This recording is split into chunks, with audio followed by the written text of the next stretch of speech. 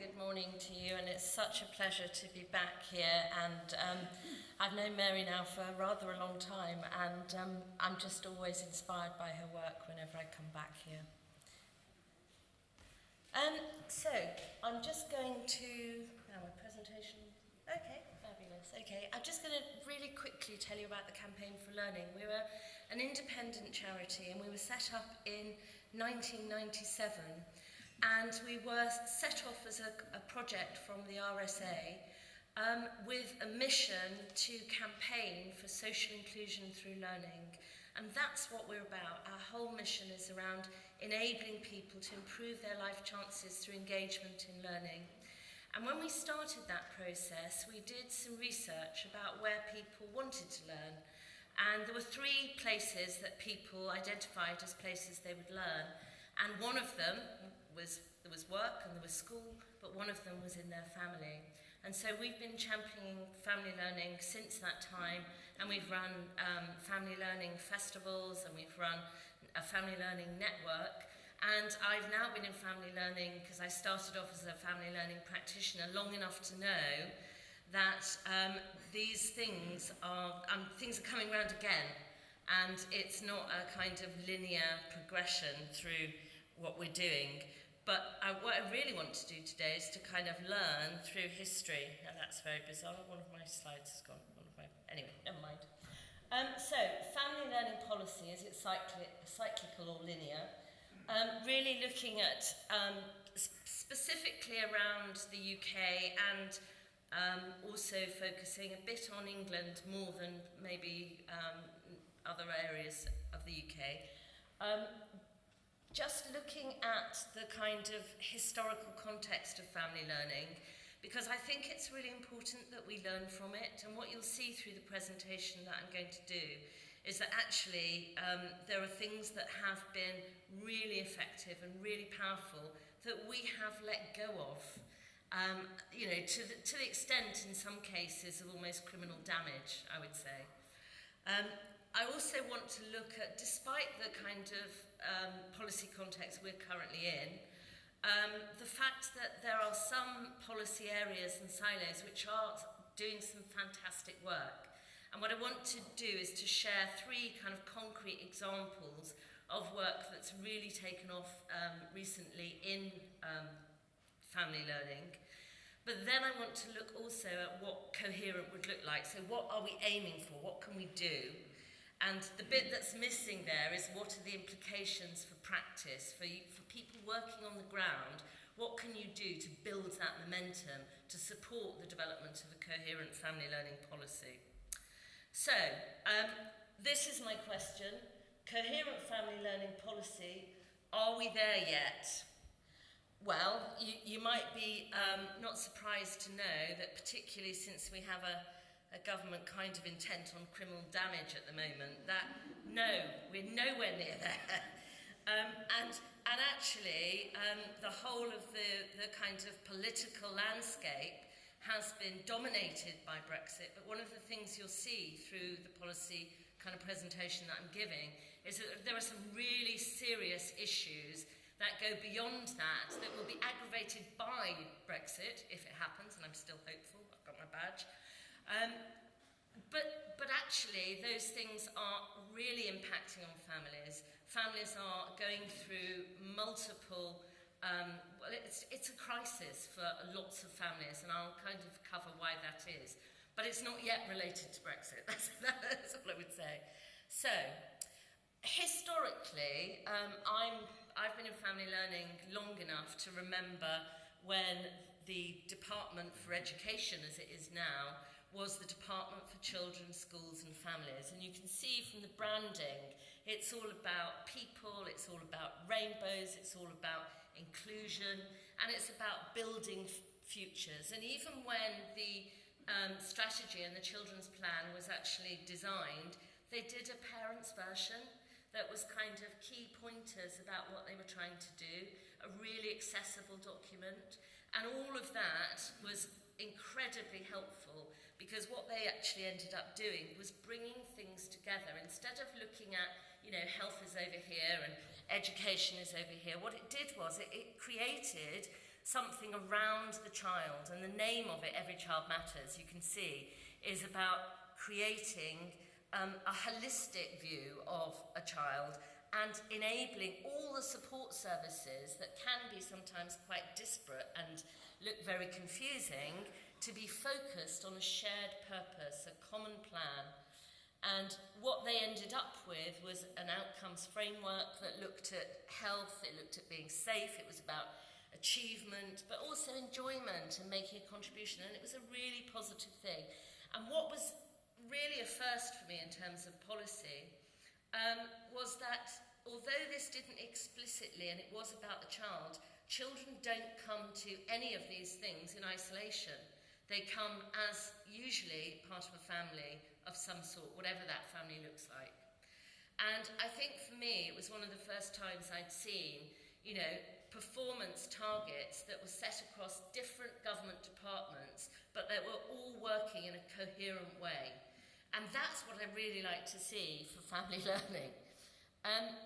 You can see the whole thing was quite inspired around this whole idea of it's about whole people. It's not about teaching them to read and write. It's about achievement. It's about a really much wider and more ambitious thing than teaching somebody phonics.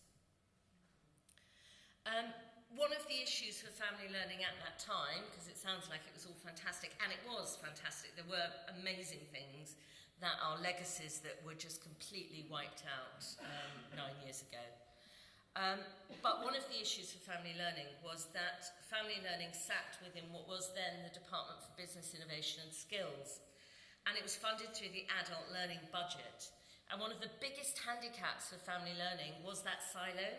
It was the fact that the people who were delivering family learning in the main were not collecting any outcomes for children because they were funded through an adult funding stream, which for me kind of misses the point of family learning, because the whole thing for me around even my definition of family learning is that you have learning outcomes for both the adult and the child. And if you're only focusing on one area, then that's kind of a real issue. In 2007, we had something called the Family Learning Impact Fund, which for the first time was joint funding between the Department for Children, Schools and Families and the Department for Business Innovation and Skills. And it was £30 million of new money, absolutely new money, that went into family learning. And it was kind of a nationally coordinated thing. But I have to say, although it improved practice and people were sharing effective practice and all of that, as a project on the policy landscape, it failed miserably.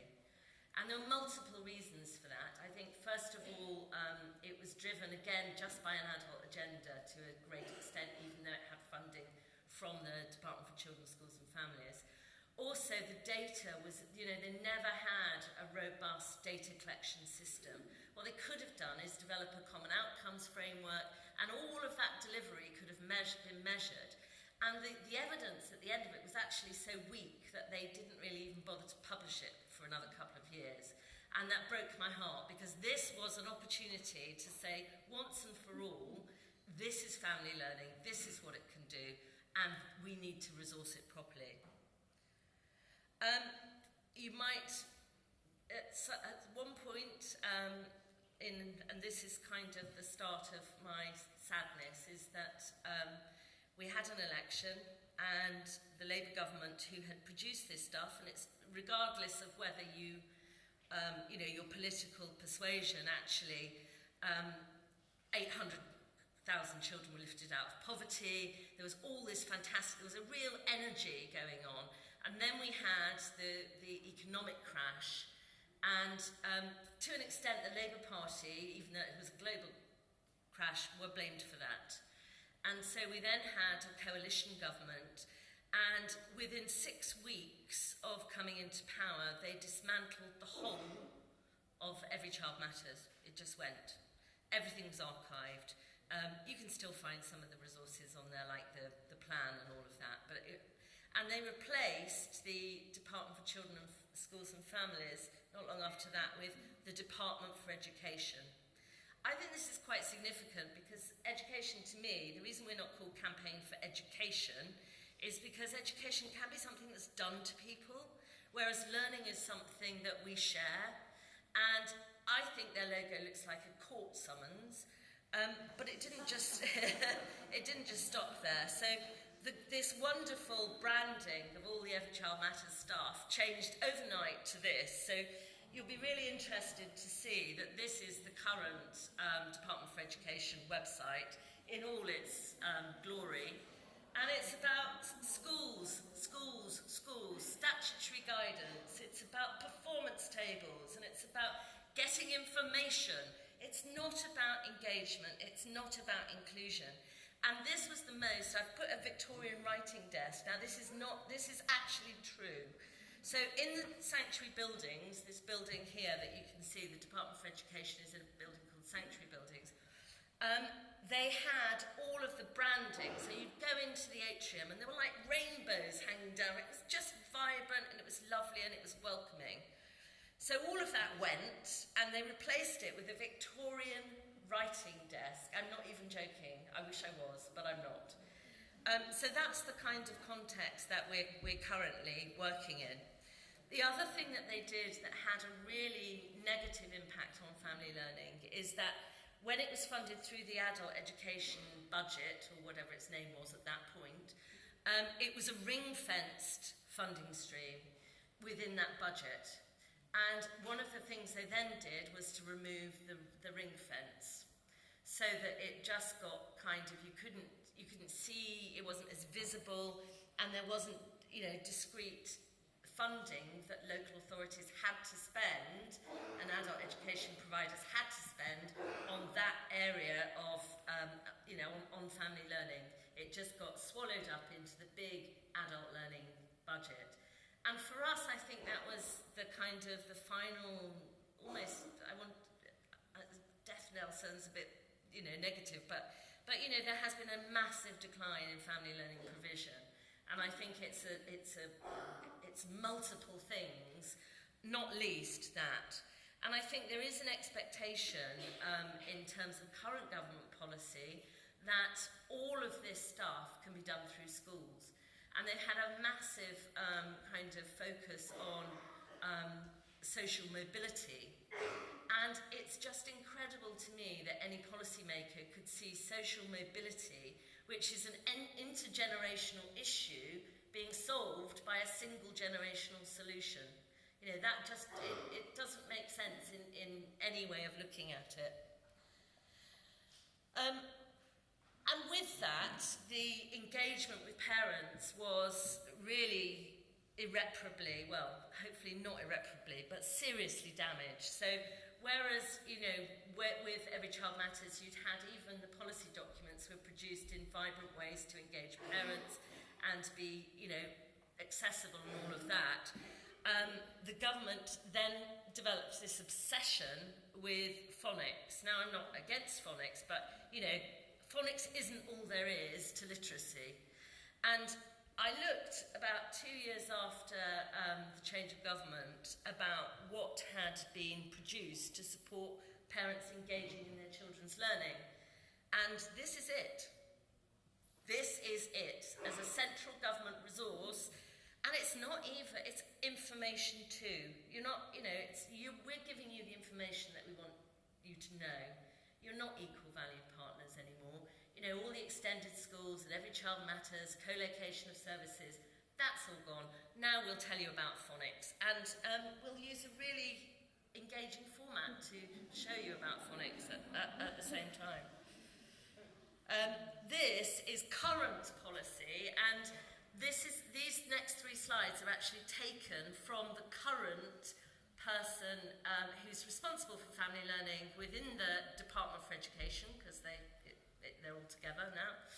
And I think what you can see, fantastic person, loves family learning, but you can see the level of thinking that's going into this, i.e. not much.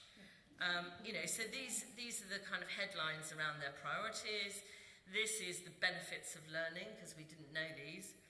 And this is the only thing that's kind of a policy focus at the moment, because the minister happens to think home learning environments are quite interesting. It's problematic from a family learning perspective, not because we don't know that we're doing it, but it's not explicit in our delivery and we don't measure it. So demonstrating, they've got this Northern Powerhouse money, which was not new money, it was money that they'd said we're going to help the north of England, because we know it's there somewhere and, we ought to do something about it. And they gave this money and they decided to use some of it for the home learning environment. That's fantastic, but none of those projects are actually family learning projects. They're all about family support, lots of one-to-one things. Some of them kind of have family learning elements, but family learning is not coming off people's lips when they're talking about home learning environment at the moment. And that's one of my missions. Okay. So I've looked at the kind of historic context and where we are now. And now I'm going to look at some of the challenges, because it is hard. I mean, if it was really easy, we would have sorted all this stuff a long time ago. And one of the issues for me is that family learning, the impact can actually be hidden within the home learning environment.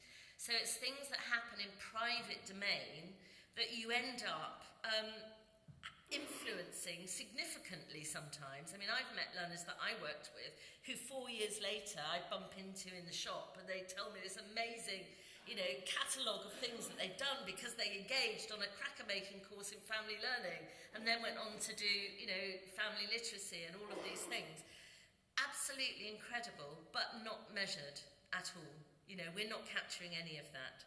And I love this kind of term about the osmosis effect, because this is a very personal thing for me. I love the photo as well, because she's eating something and the child's looking at what she's doing. It's got a fruit as well.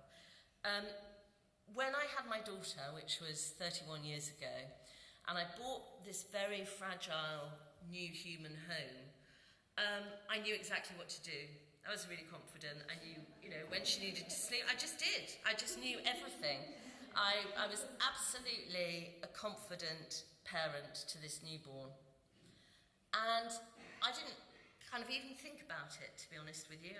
It was just something I could do. And it wasn't because I was some natural earth mother, and it wasn't because I'd been on a really intensive childcare course. And I didn't even reflect on it at the time. It was only 12 years ago when my youngest sister had her son, her first child, and my mum rang me and she said, "Rachel is driving me mad. She's ringing me every 2 minutes. She's asking me this, she's asking me that. You never did that." And the penny dropped and I thought, yeah, that's because I'm the eldest of 4 and she's the youngest. And all of my life I've been looking after babies and young children. I don't know, all of the skills that I had to look after my own child, I'd learnt without even knowing that I'd learnt them. And I think that's really interesting because she hadn't had that experience. Same family, same mother and father, all of that stuff, but she hadn't learned those skills because she hadn't had them modelled to her. And that's one of the issues around family learning, is this modelling is often quite subtle and you're not even aware of what's happening. The other issue is, for me, that the longitudinal things we don't capture. So you can have, make small changes in the way that parents engage with their children or talk to their children or read with their children, all of those things. They're small changes, actually, in terms of a family context. But you can't measure how much that has inspired that child, enabled that child to become more literate, enabled that child to I don't know if anybody ever had the privilege of seeing Professor Charles Deforge speak, who did one of the most seminal pieces. He did a massive research review on the impact of parents on children's attainment and adjustment. And he was a fantastic guy, and he took every single piece of literature around this that had been done in the English language. He looked at the technical strength of the research and only took forward the ones that were technically robust. And he then reviewed all of these pieces of research. This is 2003, look it up, Professor Charles Deforge. And he found that at the age of 7, what a parent did was 6 times more important than what a school did. But what he was really clear about is it's not about, anybody can do the things that they need to do to make that difference. And he said, my name, Charles de Forge, people think I'm French aristocracy. He said, well, actually, I was brought up in a slum in Hull. He said, I didn't know it was a slum until I read about it when I was grown up. But, it was. He said, but I learned critical thinking skills at home. I learned critical thinking skills because we would be having a discussion about whether something was a good try or a bloody good try and what the criteria were for those different things. So that kind of dialogue that goes on in families is really significant and makes a massive impact on outcomes for children. One of the issues for family learning is actually also its complexity. So what you've got is family learning. Obviously, you've got outcomes for children, you've got outcomes for adults, but on top of that, you've got family learning that's delivering health outcomes, financial literacy outcomes, so many different outcomes. I mean, we ran a programme called Animate Learning that was about developing children's metacognitive skillfulness and productive thinking skills. And guess what? We got significant impact on both of those things in a randomised control trial. So I think one of the things is just trying to hone down what family learning is and does can be really difficult. Our current environment, and I'm assuming that it's probably mirrored by yours, is that we are asked to compete for everything we do. So I've had a really interesting experience of this quite recently. So over Christmas, as well as seeing my family, I was responding to an invitation to tender that was about 56 pages long for some money on financial literacy. Now, it was about Train the Trainer, and the people who'd actually been involved in delivering that were competing against me. I would have loved to have worked with them and collaborated on that, but the system was set up so that it was either or. We had to be the most competitive tender, the best tender, and win against all these criteria. I don't want to work like that. I want to work collaboratively. Also, and this comes from the complexity of the outcomes that you're trying to deliver for family learning, is that we're not collecting data's not collected systematically. So people are collecting all kinds of different data, some of which is less useful than other data, but it's very complicated and we're trying to do too much and it's not consistent. And I think for me, because I've been involved now in some massive sort of national research programs around family learning, is the thing for me is to keep it simple, to measure the very small things that you need to measure and not kind of do lots of different things, but also to make sure we're all measuring the same things and only the things that matter. I noticed there was a round of applause yesterday when people talked about enrolments. And I had exactly the same thing in like 1999, where I was at Warwickshire College at that time, when I was delivering family learning, and the student support said to me that it would be against their inclusion policy to have a different enrolment form for my learners who were very vulnerable learners on first steps learning. So they had to fill out the same college enrolment form as somebody who was doing an access course to go to university. Just saying, that's not creating a level playing field, is it? Also, I think we have to be really sensitive in terms of delivering family learning, because families are going there because they want to help their children, they want to do some things together, they're going to be inspired, they're going there to grow. They're not growing to be measured. They're not, and so we have to be quite sensitive about how we collect data. And I was quite interested in the photo voice work yesterday, because a lot of that is very sensitive and responsive. And there are lots of ways of collecting data that don't involve giving a family a 10-page evaluation form and pre- and post-testing. All of these things I've done, so I know about them, but, we need to be really sensitive to that. And I think the thing I would say is we have to find solutions, because these guys, do not deserve to be disadvantaged from the age of 3. Children are born to learn, they're engaged with learning. You know, everything that we do, we have a responsibility to children to enable them to have the best start they can possibly have. And there are reasons to be cheerful, because despite all the stuff that I've explained around our current policy context, there is excellent work happening. And what I'm going to do is just show you 3 examples of things that are happening currently that we can share. They are evidence-based, they have been evaluated, and within those silos, some bits of the silos are actually functioning very well, but they are still silos. So, one of the bits that's functioning really well is around financial literacy. Now, it's quite interesting for me because we came to financial literacy quite recently, about 3 or 4 years ago. And the reason for us was we knew that all of the family learning providers that we work with were working with families, but none of them were talking about money, or very rarely. It was something that, because they weren't financial education experts, or because debt was a big problem with the families that they were working with, it was like it really was money too tight to mention. And the context, you know, in Britain at the moment is grim. It's absolutely grim, and the headlines on the news all the time are about Brexit, but actually Brexit hasn't happened. This is a deliberate government policy around creating a gap between benefit need and benefit receipt, and the idea is to drive people into work, and they'll say, well, our unemployment's really low, so we're really succeeding at that. And, you know, I don't know the ins and outs of that. I'm not an economist, but if you look at the Office of National Statistics definition of somebody who's employed, it includes somebody who has at-home caring responsibility for no income, so non-working mothers, carers of any description. It also includes anybody who's on a 0 hours contract and works 1 hour in that week.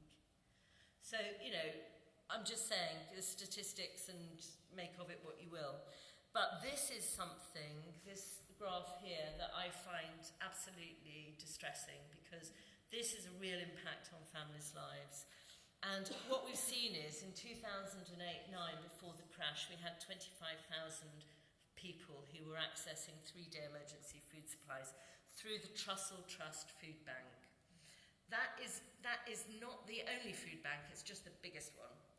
And you can see that there is a slight, you know, is it coincidence that there's a new government in 2010 and look at what happened? So that's gone from 25,000 to 1.33 million 3-day uses of food banks. And I find that really shocking in what is still, and hopefully will be, for a longer time, quite an affluent society. And the gap between rich and poor has grown. We talk about social mobility, but almost like it's a problem we have to fix and not one we've created. You know, and I just don't understand how people can sleep at night when they look at what's happened with those figures. There is no reason for that. That is deliberate. And the reason I say it's deliberate is, and there's lots of stuff on universal credit, and there have been warnings on universal credit since 2017 when the first pilots were rolled out. We know that it increases use of food banks because people can't actually access money. And what they've done is they've created a completely arbitrary universal benefit cap, so that there's only 2 levels of cap, one in London, one outside London, and your benefits cannot exceed that. And that disproportionately affects larger families, as you might imagine. So the statistics for larger families with over 3 children being in poverty are quite shocking. But also, it's paid monthly in arrears. And so you've got families who will already be in debt because it's paid monthly by the time they get that money. And whereas money would have gone to their housing, money would have gone to their landlord, and all of that stuff would have been direct. Now it's a lump sum that's given to them every month. Now, if you don't have the experience of budgeting and prioritising who told you that actually you need to just pay your rent? Whatever you do, pay your rent. Don't worry if your credit card debt's spiralling. It won't make you homeless. All of that advice, and people don't get advice until they're at crisis point. And this is having a knock-on effect. And one of the things that's so frustrating at the moment is the short-sightedness of policy makers, because what they're doing is they're taking out preventative things. I was for 3 years chair of Home Start Exeter and East Devon, chair of trustees, and their budget for the year from Devon County Council was £70,000. Now in local authority terms that's nothing. We had evaluation evidence that demonstrated that children, because of that one-to-one support in times of need, were not having their children taken into care, even though maybe their 2 previous children had been taken into care. And then 18 months later, having 100% cut that budget, they wonder why their children in care budgets overspent by 1.3 million. Oh, let me think about that for a nanosecond. There's no planning in all of this stuff. And so what we decided to do was really as a response to the financial kind of squeeze that we knew families were starting to experience as universal credit was rolled out. And we applied to something called the What Works Fund from what was then the Money Advice Service. And we got some development money, which was a really lovely sum of money, to invest in having a national rollout of a piloted programme called Family Fortunes. And it's a 10-hour programme, it's all about enabling families to make the most of their money, save money. You wouldn't believe the money that people save through kind of increased knowledge and skills. And we had it evaluated by the Institute of Education at UCL, and the impact was massive.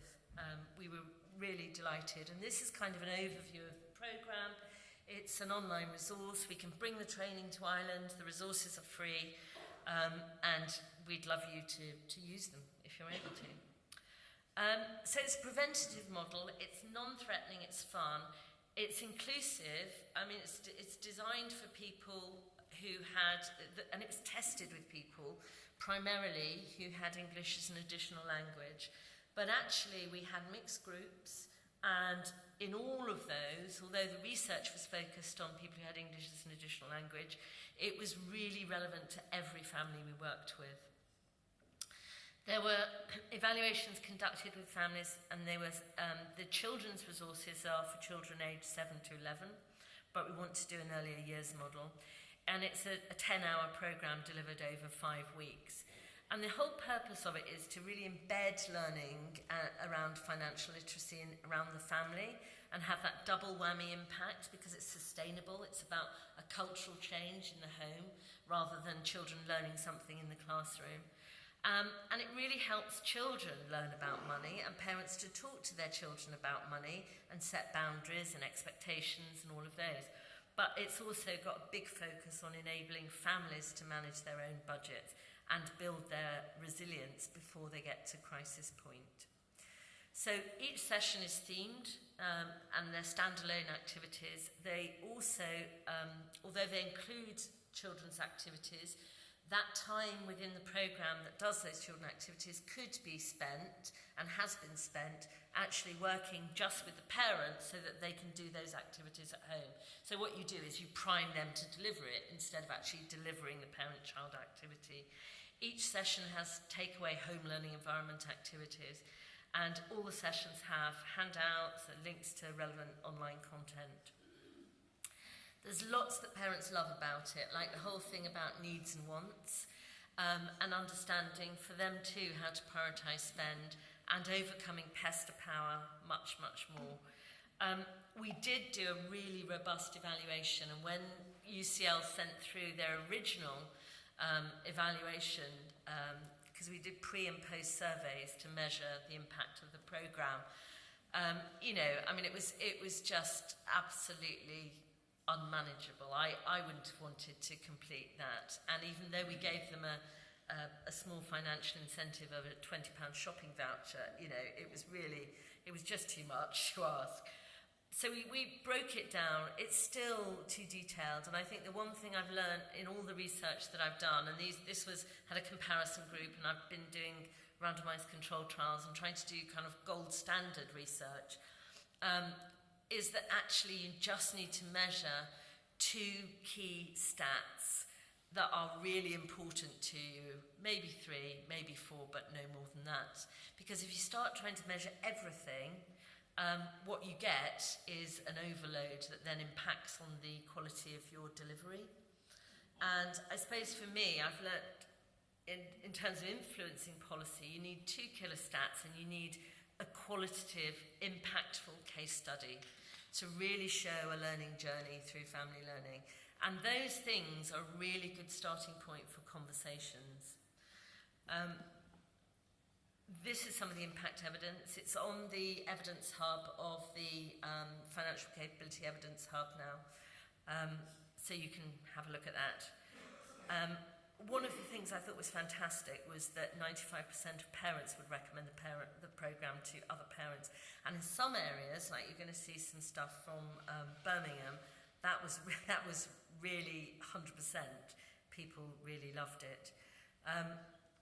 We worked with MAS, we've done lots of kind of information and case study work with them. And this is kind of the scale of the project, and these are some of the kind of impacts, the qualitative impacts. And I think for me, having an impact for children that said, the programme helped them learn about money, but also behavioural changes, which we then measured at 6 months. And you could see those changes were sustained. So it wasn't just they'd done the course and they were doing it that week. So the things that they were doing were longitudinal changes. Some fantastic comments. We all have the presentation. I'm not going to read them all out. But I think it's really interesting how engaged, when you think this is a financial literacy programme, how engaged with it families actually were. This is another programme which we've just been doing some train the trainer training on, which was also developed through the Money Advice Service. It's called Talk, Learn, Do, and this is a very simple programme that was designed to enable parents to talk to their children about money. Money Advice Service has now become the single financial guidance body, and you might be delighted to know that that mouthful is not lasting. It's an amalgamation of all organisations, and it's going to be something else soon and have a relaunch. Thank goodness for that. Because they recognise that families are where children learn, see, talk, experience money. It was piloted in Wales, and we weren't involved directly in the pilot. It was delivered as an add-on to parenting courses, and so a lot of the language and the concepts are very kind of linked to, boundaries, choices and consequences, and all of those things. But actually, it's really relevant to any family, and I actually trained staff at Royal Bank of Scotland last week in this programme, and it was quite interesting because they were supposed to do their community volunteering stuff with it, and they're saying, oh yeah, I need to do this with my kids. It's like, okay, it does work for everybody. So it's a 2-hour session. There's a facilitator pack. It's all free. Session plan, cheat sheets, handouts, activity cards, and everything was really carefully developed and tested before it was actually rolled out. The pilot was in 40 local authorities with 1,000 parents, and this is kind of an overview of the programme. I'm just going to flash through some of the things. I love this activity. It's the kind of the warm-up activity where parents have to imagine that there's an alien and they have to choose an alien. This one here is called Marigold because it looks like a glove. They have to name it, and then they have to talk about what would happen if this alien was following them around for the day. What would it learn about money? And it's really interesting because you know how we always say, our kids think money grows on trees. When they actually see and follow us around, they don't actually see money. Why wouldn't they think it grows on trees? They don't see any link between our work, our income, what we're spending. It's really interesting. And it's the dialogues around these activities that are so fantastic. Stuff on pocket money, different options. There's evidence that if you give a child even a small amount, 20 pence a week, of regular pocket money for them to be in charge of, it really develops their sort of responsible choices. And the other thing around family learning and money is that if kids make poor choices when they're really young, the consequences aren't that dire. You know, maybe they can't buy that game because they bought too many sherbet dip dabs, you know. But if you're older, the consequences can be really damaging. One of the most horrific stats that I read was that National Debt Line said that 48% of the people who ring them for debt advice have seriously considered suicide as a way out. You know, that's the impact of money. And this is the most valuable activity for me. It looks really simple. It's just about different ages. And what you have is different cards of different things you could talk about to children about money. And what's really interesting is it doesn't matter where you place them on the age. It's the fact that you can see all the opportunities in front of you to talk to children that you didn't realise. And we had one of the directors of the Money Advice Service sitting in one of our earlier sessions. And she said, it's really made me realise how much I need to talk to my children more. You know, yes, good. So it's a brilliant programme. I'm just going to give you headlines on the evaluation, pre and post survey, 6 month, 12 month. Control group of parents who are doing the parenting programme but without talk, learn, do.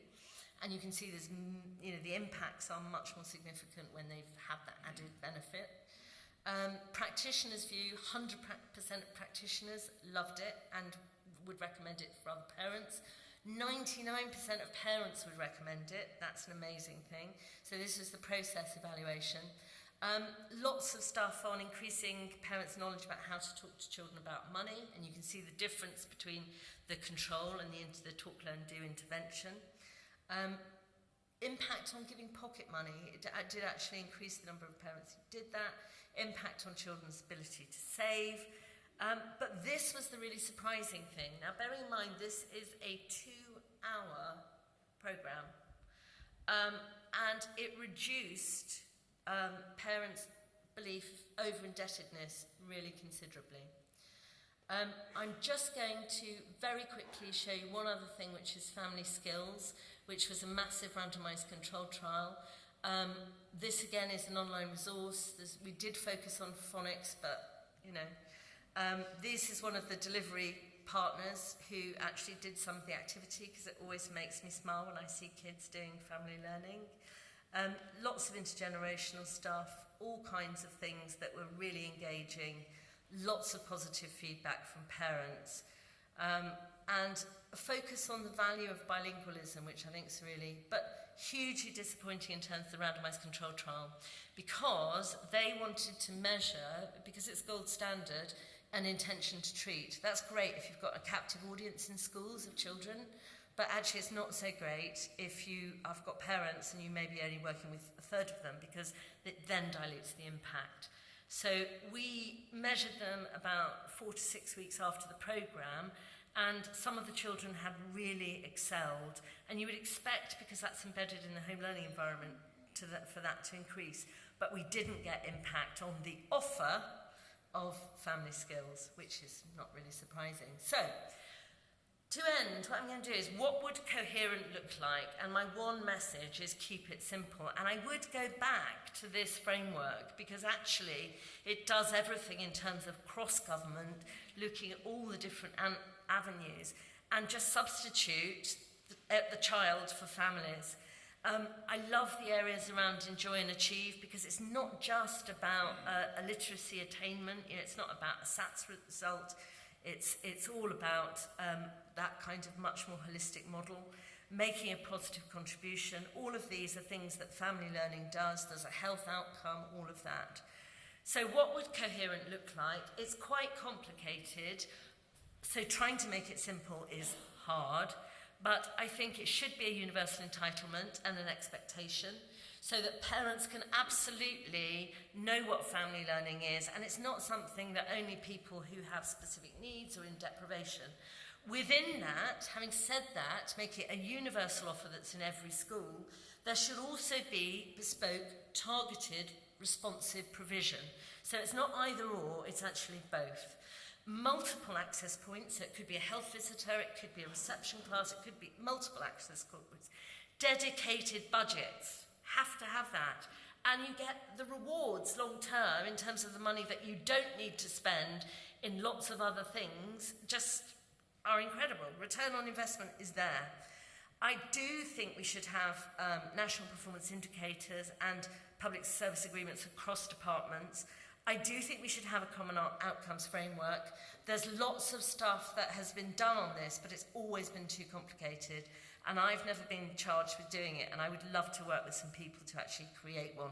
That is simple, absolutely simple. We don't have consistent data collection tools. We don't have central data analysis.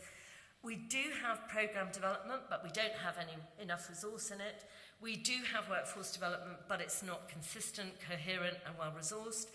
And we don't sufficiently put families' needs at the centre of policy. So, clear progression routes, because we're not measuring that at the moment, and that's a loss. For practitioners and the implication for providers, couple of things. There's some really simple models about the things we should be doing and the cycles around family learning. This is an example from Education Scotland, which I think I love it because of its simplicity.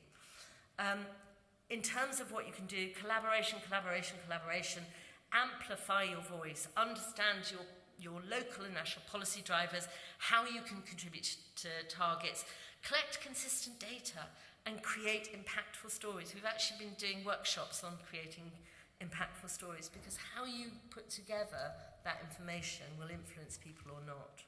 And do it together, so it's not about you selling your service and your organisation. And finally, this is kind of the stuff you already know, but I think it's really worth just laying it down there. Equal valued partnerships with families, flexible and responsive to their needs and the changing needs, provide space for that high quality workforce development, and love what you do, share your passion, because that's the infectious part of family learning. Thank you.